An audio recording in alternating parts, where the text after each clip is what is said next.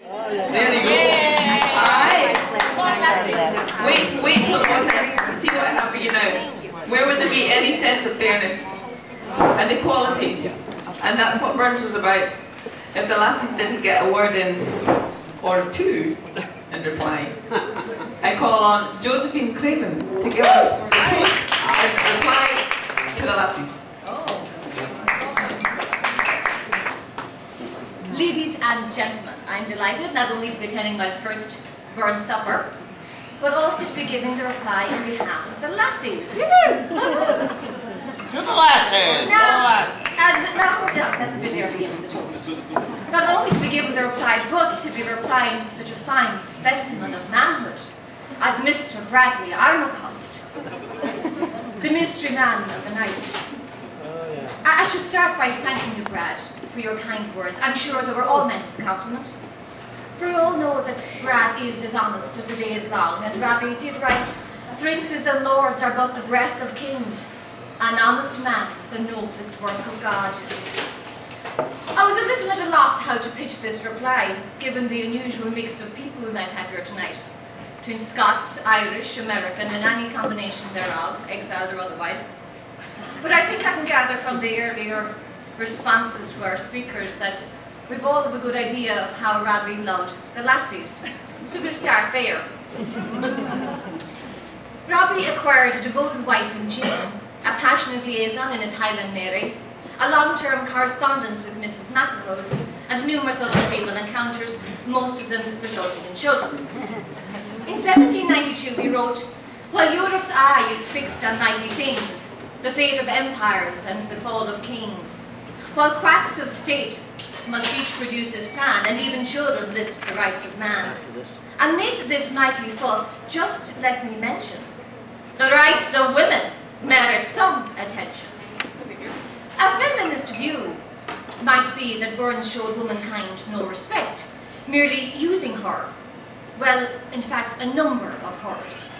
A toast to all those lovely accommodating lassies.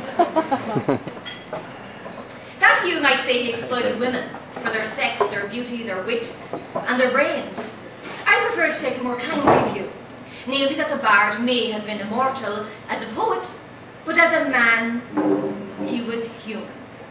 And that man, recognizing the lack of certain talents within his own sex, no offence to the lovely lads here tonight, turned necessarily to a number of womenfolk to support his success. So we had an organiser in Jean to keep his household and mind the bards, a muse in Mary to inspire his creativity, and an intellectual tutor in Mrs. McElhose to hone his political thinking. Just think if Burns had been a politician, what a wonderful campaign group those lassies would have made. So I like to believe that Rabbi appreciated the talents of women. I would have been delighted to see the roles reversed. The question is whether you good men folk here tonight in Martyrs are fit to serve as ably as Rabbi's Highland lassies did.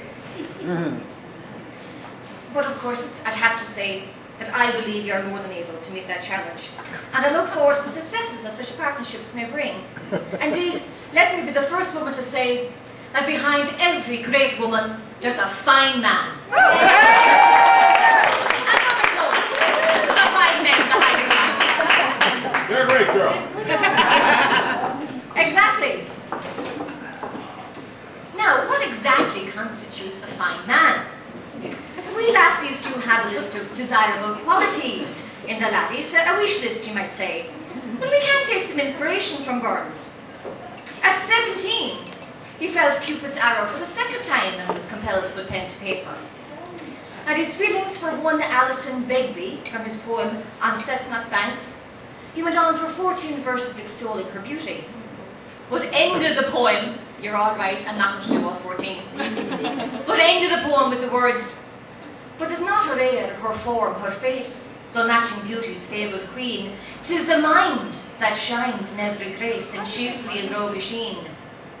Her mind! At the young age of 17, he already knew to appreciate a woman for her mind. Do you hear that out there? And do you know who we are? Going back upstairs. Lord Byron another great man of literature, speaking from the vantage point of the generation following Burns, described the bard, "What an antithetical mind, tenderness, roughness, delicacy, coarseness, sentiment, sensuality, soaring and grovelling, dirt and deity, all mixed up in that compound of inspired clay." Whew. Sounds like a pretty good mix of desirable things in a lad to me. I'll leave you here tonight with a leaning towards poetry writing, lads. No. Oh, we do. I'll talk to you afterwards.